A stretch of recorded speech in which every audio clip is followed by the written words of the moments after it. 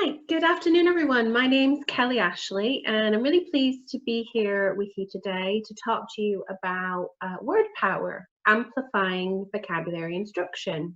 So over the next 5 or 10 minutes, I'm just going to give you a quick talk through some strategies that you can use in the Key Stage 1 classroom with children in years 1 and 2 on ideas to power up vocabulary instruction. Now, word power is not a word of the day program, it's a contextual vocabulary instruction program. So the idea is that we're introducing children to and amplifying vocabulary in a real context. So we're introducing them to specific words that they might not know, or they might want just to amplify to develop some more word depth. But the purpose is that after we've amplified those words with them, or we've powered them up, which is the phrase I use, we're then very clear what we want them to do with those words as a result when they're speaking, reading, writing, or listening. So you can see a couple of resources behind me. The first thing you can see is my weekly top 10 display. And the weekly top 10 is based on some research by Isabel Beck and her team in Bringing Words to Life, which says that children should be instructed 400 new words per year through direct vocabulary instruction. So that's where the teacher selects the words and teaches those words in a range of ways to build and grow children's vocabularies. So based on that 400 words per year, I've come up with the concept of the weekly top 10. Within word power, that means that you're choosing and selecting and teaching 10 words in the week in a specific context to power up. But again, the idea is that children then use those words for a specific purpose too, in their reading, their writing, their speaking, or their listening. So you can see our weekly top 10 here. You can also see some magnifying glasses, which are my new Power Practice magnifying glass resources. And these have been created to help to support children as they choose and use vocabulary learning strategies on their own in the classroom.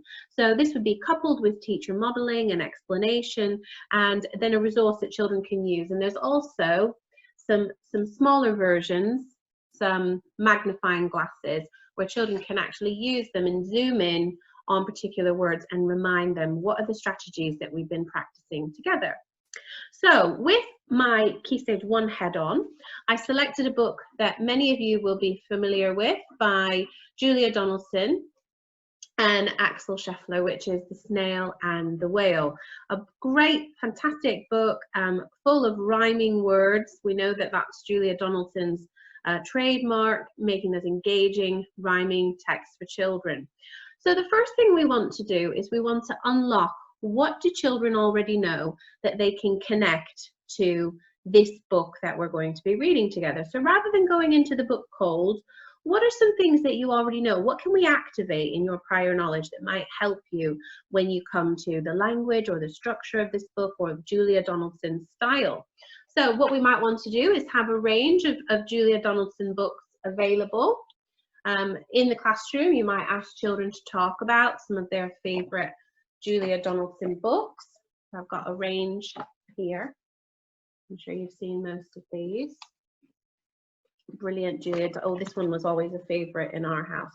Chocolate mousse for greedy goose, don't just grab it, said hungry rabbit. Of course, Smartest Giant in Town, What the Ladybird Heard, Gruffalo, and Tyrannosaurus Drip is that one underneath there, and of course the Highway Rat.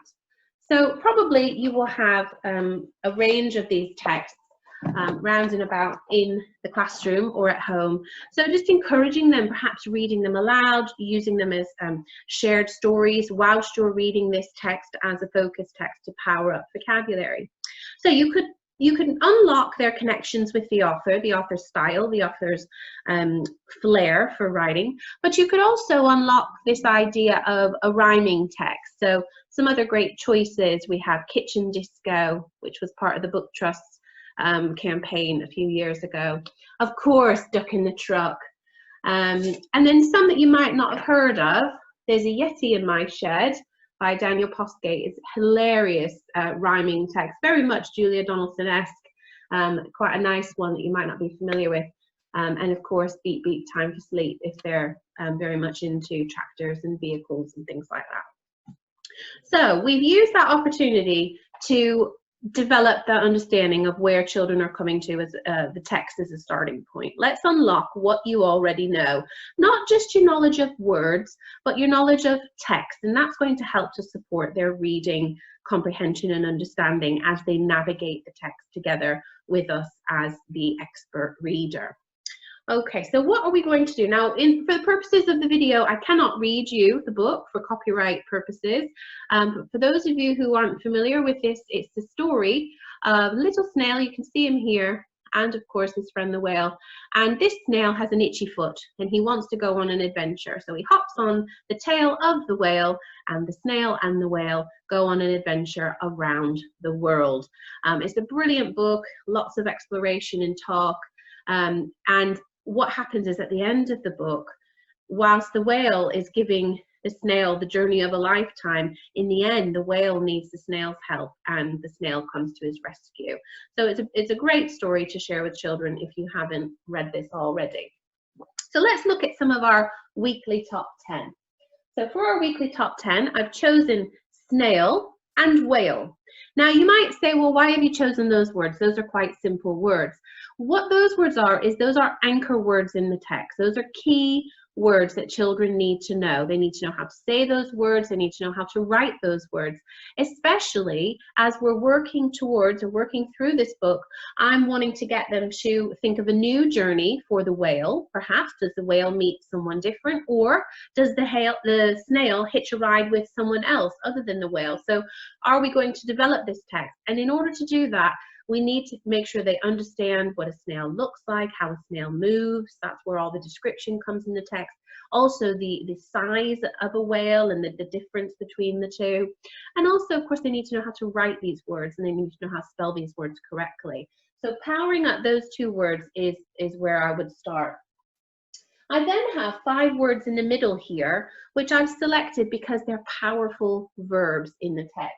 If you can't see that, we have slithered, gazed, sighed, wriggled, and looped. And the reason I chose them is because they're all action words describing what happens during these adventures, but they might be verbs that the children aren't as familiar with. They might not be familiar with them when they come to reading, and they are probably even less likely to be using them in their writing. And then finally, I've chosen 3 words here to describe the size of the whale. So you can see these are all synonyms for big. We'll know that Key Stage 1 children might say big or huge, but do they know the words towering, immense, and enormous? So those are the weekly top 10 words that I've chosen. So what would we do? Let's start with powering up the sounds in words. So let's think about some shared sounds that we have. So we've got in snail and whale, they have the shared A sound, snail, whale. Let's think of some other words with A sounds that we might find in the text.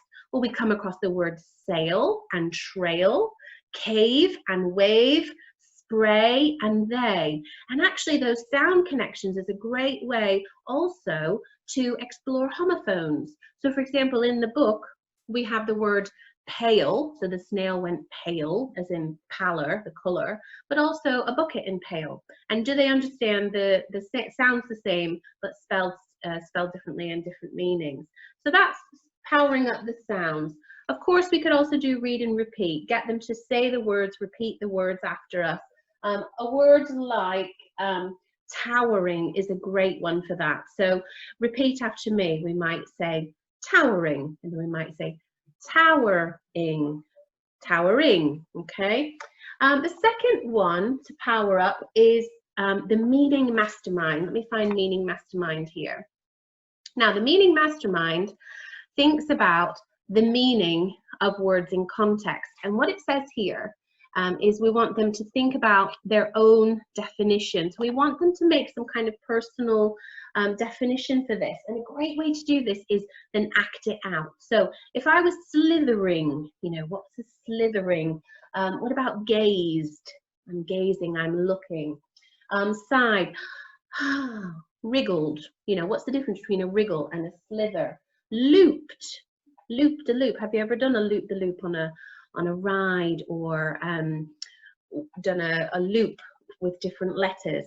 So that's meaning mastermind. We could also talk about the idea that these 5 words are verbs and these 3 words are adjectives, so they describe the size of things. Linking to that, we could also power up what's called morphology, and that is the root words, prefixes, or suffixes. So in the words slithered, gazed, sighed, wriggled, and looped, we can investigate the ed ending. And what do those ed endings do in all those words? What if we change the ending to ing, or we change the ending to s? How does that change the tense of the verb? And then finally, one thing that I would want to do just before they're getting ready to write, to create their own story, we want to power up the graphology, so the handwriting.